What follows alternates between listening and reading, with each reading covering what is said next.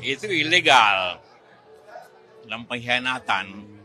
Kedua, itu kebiasaan Pak Agung Laksono.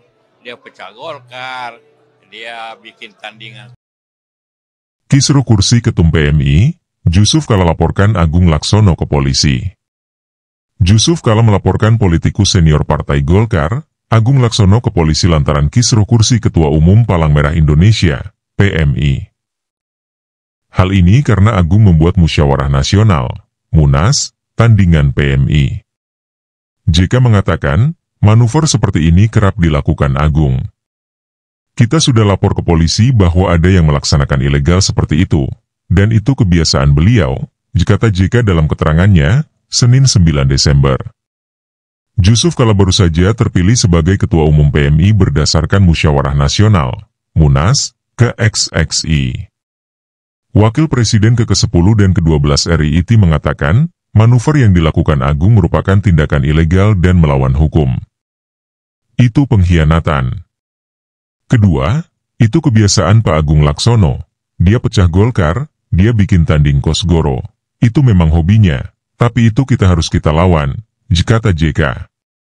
JK menegaskan, hanya terdapat satu PMI di satu negara.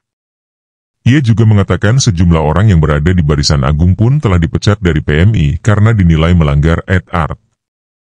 Adapun, sidang pleno kedua musyawarah nasional, Munas, ke-22 PMI 2024 memutuskan untuk meminta JK kembali menjabat sebagai Ketua Umum PMI periode 2024 hingga 2029.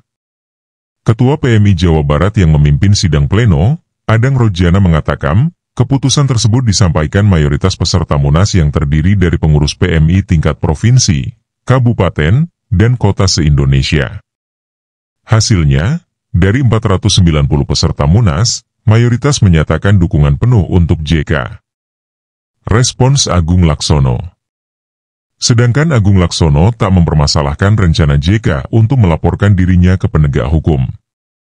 Menurutnya, ia tak melanggar ketentuan pidana.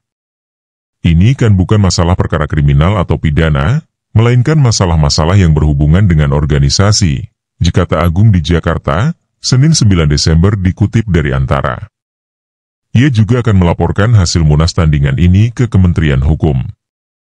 Agung akan menjelaskan kronologi dirinya terpilih sebagai Ketum PMI kepada Kemenkum. Karena yang kami lakukan sudah sesuai dengan usulan etik pada forum tertinggi, Munas, PMI, katanya.